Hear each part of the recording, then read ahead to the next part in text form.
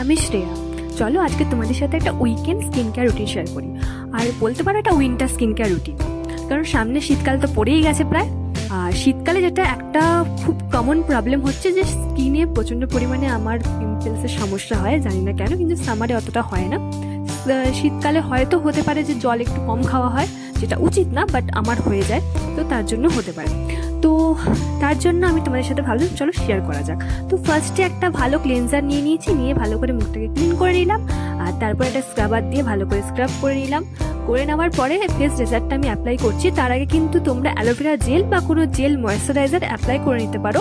তারপরে ফেস রেজাল্টটা দিয়ে তোমরা ভালো করে মুখটাকে যে সমস্ত যে ছোটো ছোটো হেয়ার থাকে সেগুলো কিন্তু রিমুভ করে নেবে। আর এটা কিন্তু আমি মাসে একবারই করি, কেন ফেস রেজাল্ট আমি খুব একটা পছন্দ করি না ডেলি ইউজ করা, বা ডেলি না হলেও হয় না, সপ্তাহে অনেকে করে, বাট আমি সেটা করি না।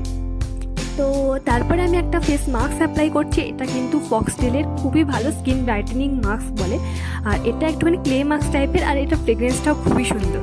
তারপরে ভালো করে আমি এখানে মুখ ধুয়ে একবার স্নানও করে নিয়েছি। করে নেওয়ার পরে তারপরে আফটার যে আমি রুটিনটা শেয়ার করি সেটা হচ্ছে ভালো করে একটা টোনার ইউজ করে নিই। টোনার ইউজ করার পরে এটা আমি গুড ভাইবসের একটা স্কিন ব্রাইটনিং সিরাম ইউজ করি, যেটা কিন্তু স্কিনটাকে প্রচণ্ড ব্রাইট করে এবং এক্সফোলিয়েট করে, আর খুবই হাইড্রেশনও প্রোভাইড করে। তো তারপরে আমি দেখতেই পাচ্ছি ভালো করে মুখটাকে একটু অ্যাবসর্ব হতে সময় দেবে। তারপরে একটা ভালো ময়েশ্চারাইজার বা সানস্ক্রিনে অ্যাপ্লাই করতে পারো। তো আমি ময়েশ্চারাইজারটা অ্যাপ্লাই করিনি, সানস্ক্রিনে অ্যাপ্লাই করেছি। করার পরে ভালো করে একটা লিপ অয়েল ইউজ করেছি। তারপরে কিন্তু শুধুমাত্র স্কিনের হলে হবে না, হেয়ারেরও দরকার। তো হেয়ারের জন্য আমি হেয়ার সিরাম ইউজ করেছি, আর গায়ে আমি কিন্তু মাখছি সেটা হচ্ছে একটা সান প্রোটেকশন একটা ক্রিম, যেটা হচ্ছে জয়ে। এটাও কিন্তু খুব ভালো। তো দেখতেই পাচ্ছি আমার স্কিন কেয়ার রুটিন। তো তোমাদের কেমন লাগলো জানিও।